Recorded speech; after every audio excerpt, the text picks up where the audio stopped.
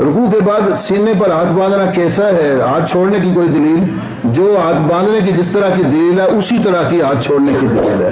نہ باندھنے والوں کے پاس کوئی صریح اور واضح نص ہے، نہ چھوڑنے والوں کے پاس۔ دونوں گھروں نے حدیث کے عام لفظوں سے دلیل پکڑی ہے۔ مثلا جو بھائی ہاتھ باندھتے ہیں رکوع کے بعد، ان کی دلیل یہ ہے، کہتے ہیں نسائی میں حدیث ہے کہ کان رسول اللہ صلی اللہ علیہ وسلم اذا قام فی الصلاۃ قبض بیمینہ الی شمالہ، نبی صلی اللہ علیہ وسلم جس وقت بھی نماز میں کھڑے ہو جاتے تھے، قائم ہوتے تھے، تو دائیں ہاتھ کو بائیں ہاتھ پر باندھتے تھے۔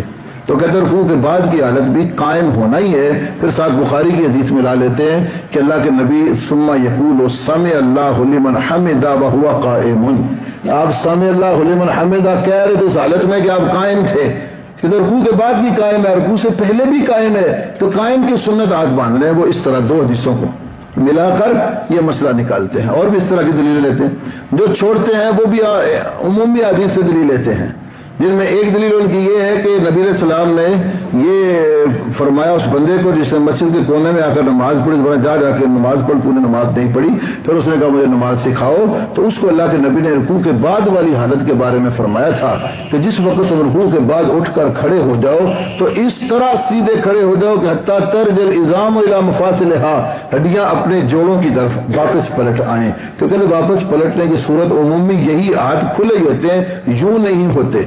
تو انہوں نے یہاں سے استدلال کیا۔ ایک اور حدیث سے اس طرح ابن ابی شیبہ وغیرہ میں ایک حسن بصری فرماتے ہیں کہ صحابہ جب نماز میں شروع کرتے، رکوع جاتے، اٹھتے، رفع دین کرتے تھے نا، تو ان کے ہاتھوں کی حالت ایسی ہوتی تھی کہ انہا مراوے ہو، مرواحت ان کی جمع مراوے، پنکھے، جیسے پنکھے جھولتے ہیں۔ کہتے ایسے ہاتھ باندھنے تو پنکھا جھولنے کی صورت نہیں ہوتی، ہاتھ کھلے چھوڑے ہلتے ہیں تو وہ پنکھے کی شکل بنتے ہیں۔ تو یہ انہوں نے استدلال کیا۔ تو دونوں، اس لیے امام احمد سے جب یہی مسئلہ ان کے بیٹے صالح نے پوچھا، یہ جو کتاب ہے مسائل احمد بے روایت ابن ہی صالح، اس کے اندر ہے، انہوں نے کہا انشاء ارسلہ انشاء وضع، چاہے تو باندھ لے چاہے تو چھوڑ دے، چونکہ صریح نص نہیں ہے دونوں طرف، تو دونوں صورتوں میں عمل ہو سکتے ہیں۔